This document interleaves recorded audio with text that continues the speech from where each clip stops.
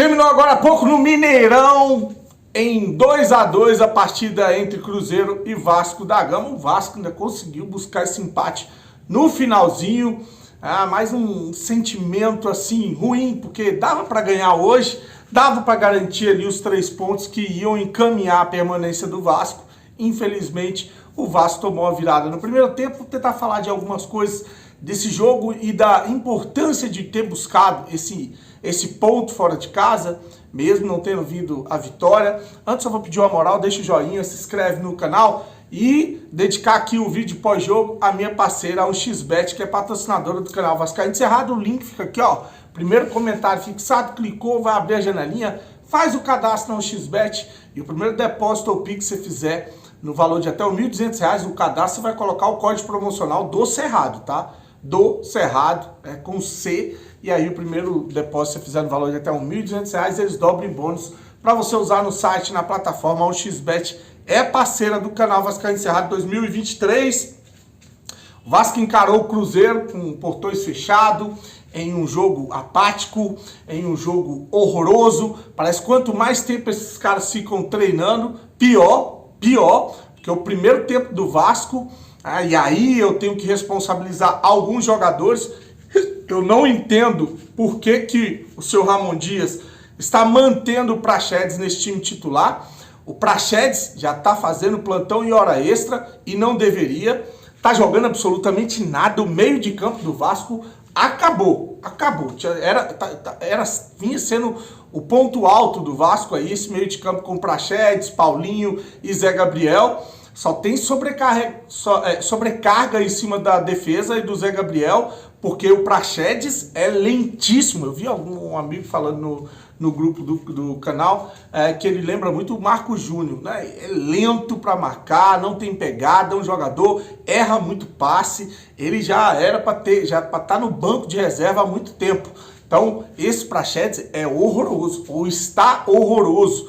E o Vasco não joga, né? Consegue achar um gol ali com o Pumita, uma bola que sobra e engana o Luciano Castan, que é o irmão do Leandro Castan, no kick. E aí o Pumita pega na veia, pega num chute bonito, consegue fazer o primeiro gol do Vasco. E aí a gente acha assim, pô, tá jogando contra o Cruzeiro, sem torcida. Abre o placar. O Cruzeiro é um time limitadíssimo, assim como o nosso time é limitado. Dá para manter essa vitória, mas o Vasco recua, dá o campo para o adversário. O Cruzeiro começa a chegar mais em um lance onde o jogador entra sozinho na cabeça de área, ele chuta para aquele gol espírita, né? Que ela desvia no jogador do Vasco e engana o goleiro Léo Jardim e entra. Então o Cruzeiro empata e aí entra a figura de outro jogador que para mim hoje não jogou absolutamente nada. O Rossi, o que foi o Rossi nesse primeiro tempo do Vasco contra o Cruzeiro?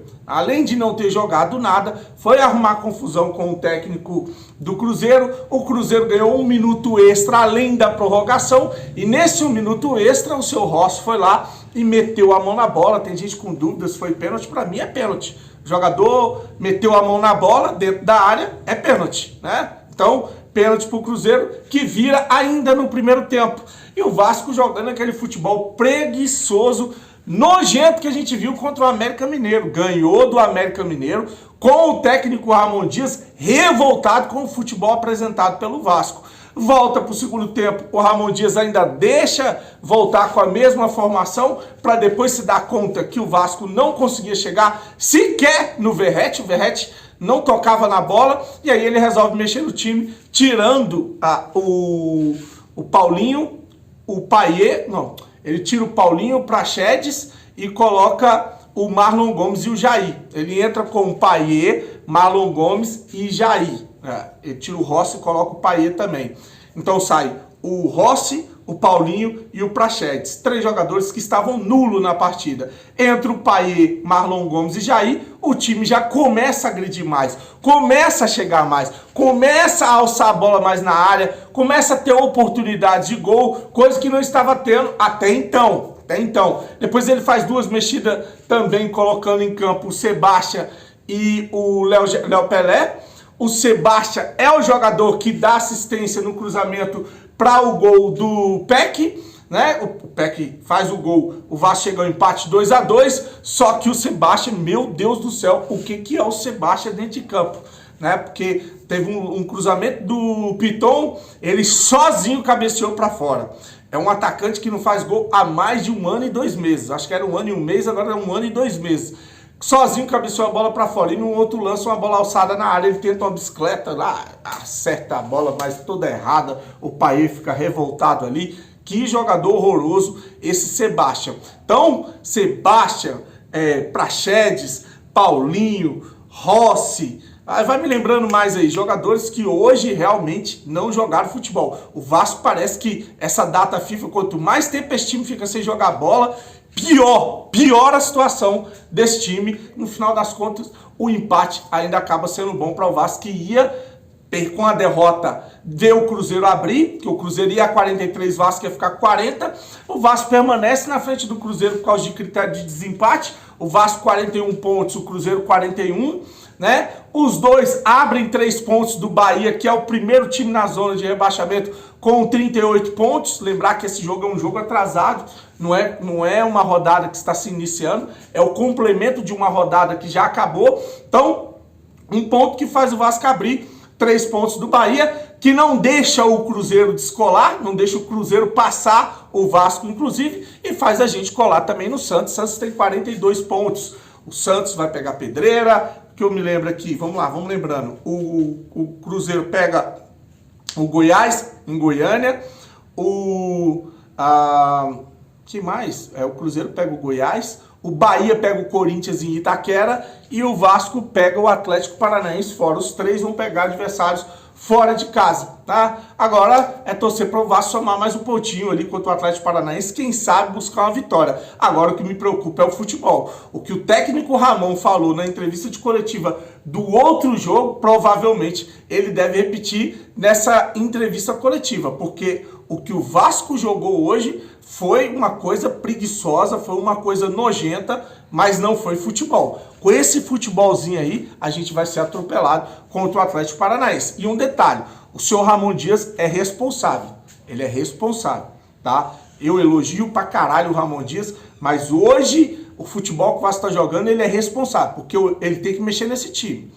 Tira o Praxedes, não tá dando certo, agora voltou o Marlon Gomes, coloca o Payet, que eu critiquei, mas o Payet já tá pegando o ritmo, um jogador que tem um toque diferente, um passe diferente, ele chega na linha de fundo, você vê ele levantando a cabeça para procurar o jogador, que foi o lance do Payet, inclusive, para foi pro Sebastião, depois teve o do Piton pro Sebastião, enfim, mexe no time. Se o meio de campo não tá rendendo, se a gente não consegue jogar futebol, isso é um trabalho, é uma tarefa para o senhor Ramon Dias resolver. Ele é que tem que estar incumbido de mexer nesse time, porque o Vasco parou de jogar futebol. Busca um empate importante, como eu falei, porque não deixa o Cruzeiro passar, não deixa o Cruzeiro descolar. Agora é tentar buscar essa vitória em adversários que continua o tabu, tá? Continua sem vencer o Cruzeiro em Minas, vamos ver se a gente continua sem vencer o Atlético Paranaense, tomara que não, né? Precisa quebrar esse tabu pra gente permanecer na primeira divisão. Eu falei que com uma vitória, Vasco ou Cruzeiro praticamente se garantiam ou que não cairiam para a segunda divisão. Não rolou a vitória, os dois ainda estão na briga para não cair para a segunda divisão. Se eu esqueci alguma coisa, coloca aqui, eu falo o jogo como observador, como torcedor, não faço análise como jornalista, como alguém técnico para falar de futebol. Essa é a minha percepção com relação ao jogo de hoje, que na minha visão, os piores em campos, o Rossi tomou o cartão vermelho, viu? No banco. Então ele já não joga contra o Atlético Paranaense, tá? Então a gente deve ter a volta do lateral Paulo Henrique para o jogo contra o Atlético Paranaense. Não sei, o Pumita deve ir para o banco. E para o ataque, vamos ver o que o Ramon Dias vai mexer, vai fazer para substituir o Rossi, que não foi legal hoje. Deve entrar com o Marlon Gomes, deve ser o Marlon Gomes para encarar o Atlético Paranaense. É isso, tá bom? Desejar para você uma noite abençoada, curte o vídeo, se inscreve no canal, fique com Deus e saudações vascaínas.